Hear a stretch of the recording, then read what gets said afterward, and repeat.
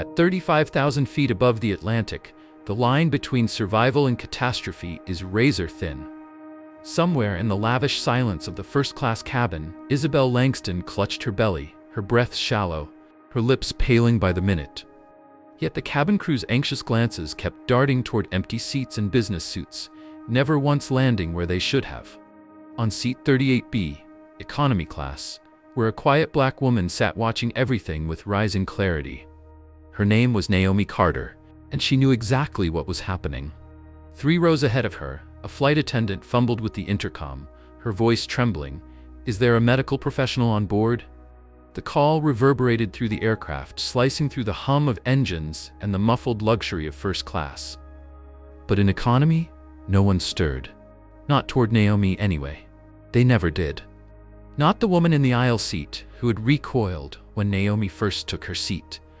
Not the man 2 rows ahead, who kept peeking over his shoulder with subtle disdain every time she unwrapped a sandwich from home. And certainly not the cabin staff, who had smiled at her with the forced politeness reserved for people they assumed could never afford to sit further forward. Naomi wasn't a doctor, but she was something more immediate. A battle-tested community nurse from Atlanta, Georgia, one who had spent the past decade keeping her mother alive through stage 3 cancer, diabetes, and now late-stage heart failure. She had seen this before, what was happening to the woman up front. The labored breathing, the way her hands gripped the armrest, not from turbulence but from something far more internal, something urgent, something dangerous. Naomi clenched her calloused hands, worn from years of late-night shifts and weekend side jobs. She had worked every possible hour to make this trip to London happen. A partial scholarship to an international medical training conference had been a dream she never thought reachable.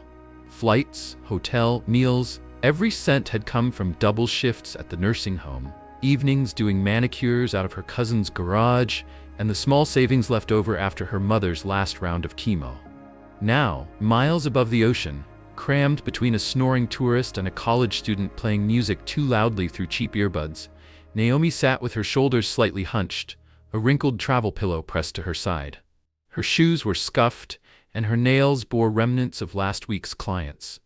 But her eyes, they were sharp, trained, and quietly absorbing the signs of crisis unfolding just ahead. She had noticed the couple at the airport. It was hard not to. Edward Langston had arrived in a sleek, black car, his Italian shoes clicking sharply on the marble floor of JFK's International Terminal. Tall, composed, and unmistakably wealthy, he had escorted his visibly pregnant wife with an air of practiced nobility. Reporters had even hovered nearby, murmuring something about a philanthropy award in London.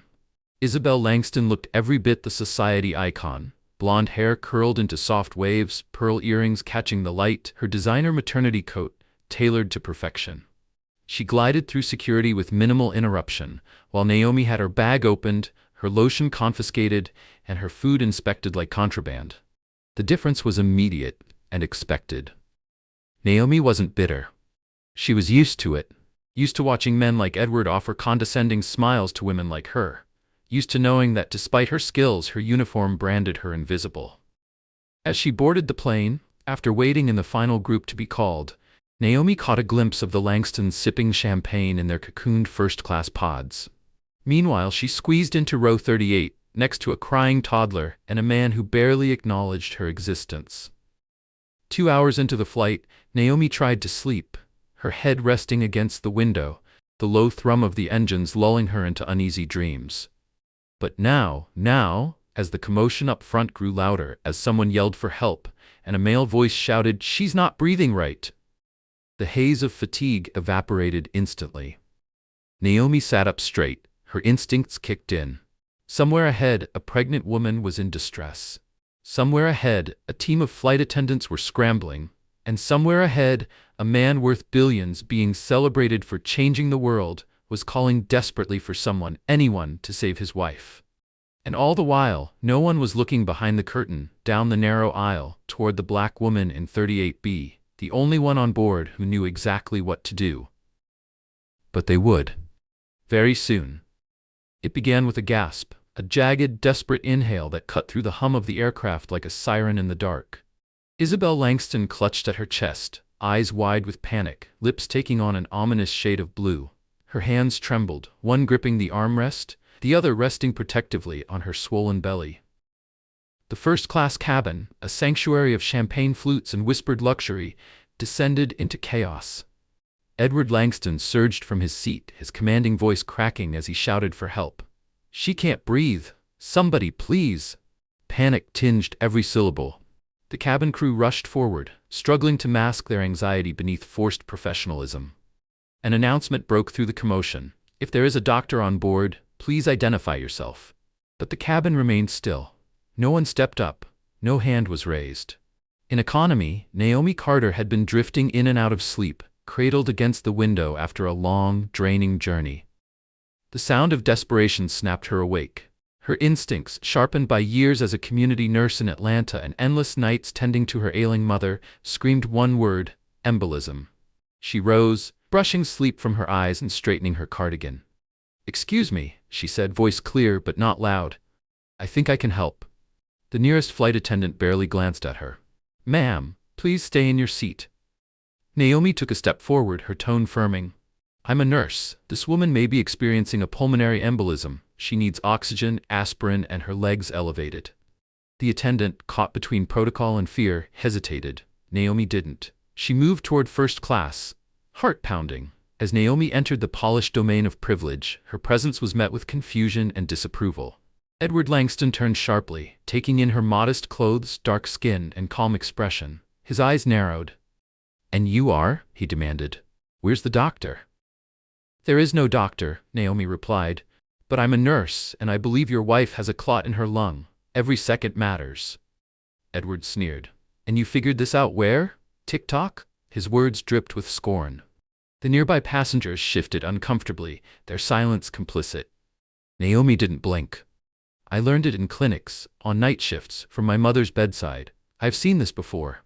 And if you keep talking, you'll waste the time I need to save your wife." Another spasm racked Isabelle's body.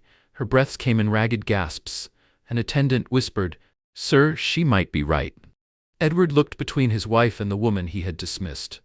Then he stepped back. "Do it," he said. Naomi moved with speed and certainty. She grabbed the oxygen, located aspirin, and elevated Isabelle's legs. Her voice, low and steady, guided the terrified woman through every breath. She monitored the pulse, adjusted the mask, and placed a cool hand on Isabelle's forehead.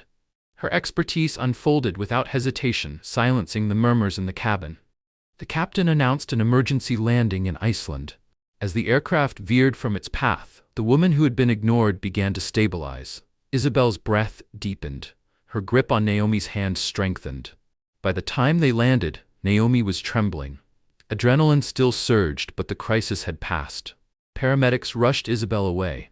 Naomi remained behind, back in her seat in economy, unnoticed once again. At the hospital, the doctors confirmed what Naomi had suspected. A clot, one that would have proven fatal without her intervention. The flight crew informed Edward of her actions, of the moment she stepped forward when no one else did. He asked to see her. She met him in a quiet hallway, standing beneath fluorescent lights that cast no illusions. The man who had scorned her now stood with moist eyes, his pride shattered by the gravity of what could have been. "You saved her," he said, voice husky. "And the baby. I owe you everything. Say the word, anything, a reward, a job, a donation, whatever you want." Naomi shook her head. "I don't need a reward. I don't want your money. But back home, in my neighborhood, people like my mother suffer because they can't get care. Clinics are understaffed, prescriptions go unfilled, lives get cut short." She paused. "If you want to repay me, help them. Fund a clinic, train nurses, make healthcare a right, not a privilege." Edward blinked, startled by the depth of her request. "You want me to fix a broken system?" "No," Naomi replied. "I want you to stop looking away." The man who had once seen her as invisible stood motionless. Then slowly he nodded. "Atlanta," he said. "We'll start there." Naomi exhaled. "Then we have a deal." At the hospital in Reykjavik, the sterile quiet of the waiting room was broken only by the occasional rustle of paperwork and the low murmur of intercom announcements. Naomi sat on a plastic chair near the far wall, her hands resting on her lap, her back straight, with quiet dignity. She wore the same simple outfit from the flight, her eyes shadowed with fatigue but resolute. Across from her sat Edward Langston, no longer the composed titan of finance, but a man visibly shaken by fear, gratitude, and something deeper he hadn't yet dared to name. He had already thanked her profusely. More than once. And not just with words. He had offered to write her a personal check, to fund her next 10 years of life, to buy her anything she could ever need. But each time, Naomi had shaken her head gently, politely but firmly. "I don't want your money, Mr. Langston," she said once more, her voice calm but unwavering. "What happened on that plane wasn't a transaction. It was about doing what was right." Edward leaned forward, elbows on his knees, his voice more pleading than commanding now. "Then let me help you in some way. A scholarship? Medical school? I have contacts at every institution you can name. You shouldn't be working night shifts and freelance manicures." Naomi offered him a faint smile. "I'm not asking for anything for myself." She paused, then continued with more weight behind her words. "But I do want something. There's a clinic in South Atlanta where I work, Martin Street Community Health. We serve hundreds, sometimes thousands of people a month. Most of them are elderly or chronically ill. They come in after work, some in pain, many without insurance. Sometimes we can't even run basic tests because we're short on supplies." She folded her hands together, her eyes locking with his. "Last month, our only working EKG machine broke. We still haven't replaced it. One of my patients, a diabetic woman in her 70s, collapsed outside because she couldn't afford both insulin and groceries. This isn't just about access to care. It's about being forced to choose between staying alive and staying fed." Edward listened in stunned silence. Every word struck like a hammer, breaking down the comfortable illusion that his philanthropy had been meaningful. His foundations had funded impressive initiatives overseas, schools in Cambodia, a hospital wing in Kenya, disaster relief efforts in Central America. But here, in the very city where he owned 3 penthouses and a downtown skyscraper, people were choosing between medicine and meals. "Why haven't I heard about this?" he muttered to himself, more than to her. Naomi didn't answer. She didn't need to. For the first time in years, Edward Langston felt small, not in stature or wealth, but in impact. All the awards, the press releases, the carefully curated speeches about changing the world, they suddenly felt hollow. Just then a nurse approached the room and addressed him softly. "Mrs. Langston is awake. She's stable and asking for you, and also for Miss Carter." Naomi blinked. She hadn't expected that. Edward looked equally surprised but nodded. Together, they walked down the corridor, side by side, a strange but undeniable bond forming between them. In the dimly lit hospital room, Isabelle lay propped up by pillows, her skin pale but no longer ghostly. Her eyes brightened when she saw them enter. A soft smile touched her lips. "Naomi," she said, her voice raspy but warm. "Come closer." Naomi stepped forward, holding out a modest bouquet of daisies and lavender wrapped in crinkled white paper, purchased from the hospital's gift shop. "I thought these might brighten the room." Isabelle reached for the flowers, her hands trembling but steady. "They do," she whispered. "So do you." Edward remained at the foot of the bed, watching silently as his wife looked up at the woman who had saved both her and their unborn child. Isabelle turned her gaze back to Naomi. "They told me everything. The way you acted, what you knew, how you wouldn't take anything for yourself." Naomi smiled humbly. "I just did what I was trained to do." "No," Isabelle said gently. "You did more than that. You listened to your instincts when others wouldn't listen to you. And you did it with grace. You didn't just save us, you changed us." There was a pause, an understanding passed silently between the two women. It was Isabelle who spoke again, her voice stronger now. "Edward and I have talked. We want to do something real, not another gala or press campaign, something with teeth." Edward stepped closer. "We want to create a fund, a new foundation, starting with community health centers in underserved areas like yours, full renovation, proper staffing, equipment, specialist partnerships." Naomi's eyes widened. "That's a lot." "It's what should have been done long ago," Edward said. "But it'll only work if people like you are at the table. We want you on our advisory board, not just as a name, but as a decision maker." "And a scholarship," Isabelle added, "for you, full medical school, anywhere you choose." Naomi stood still, emotions warring in her chest. She looked from Isabelle, pale but resolute, to Edward, his eyes earnest and stripped of ego. She had walked into this journey thinking of her mother, her neighborhood, the broken system. She never imagined becoming part of a solution that could ripple far beyond one flight, one diagnosis. She looked down at the tiny bouquet in her hands. It was a simple gesture, meant as a thank you. But in that room, under the dim hospital lights, it became something greater. A symbol of hope exchanged between women who hours before had lived in worlds that never touched. Naomi looked up. Her voice was soft but sure. "I'll do it, but this has to be about people, not headlines. We do this right, or not at all." Edward nodded. "Then we do it right." So, in a small hospital room in a quiet corner of the world, a decision was made. One that would grow into something far larger than any of them could yet imagine. The real journey had just begun. 1 month after the emergency landing in Reykjavik, Naomi Carter officially accepted her role as senior advisor and community representative for the Langston Health Initiative. In meetings held between New York and Atlanta, she laid out a detailed plan for launching the first community health center in South Atlanta, a fully funded, fully staffed clinic that would prioritize elderly care, chronic illness treatment, and preventive education. For the first time, her voice wasn't just heard, it was centered. Meanwhile, Edward and Isabelle Langston were undergoing a transformation of their own. For years, their philanthropic ventures had been tightly curated affairs, designed to enhance reputation, satisfy donors, and appear in glossy magazine spreads.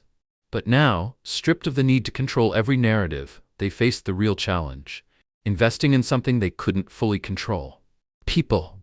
Communities. Stories like Naomi's. They began to engage not as benefactors, but as learners. The cameras were still there, of course, but the Langstons no longer needed the spotlight. What mattered was impact.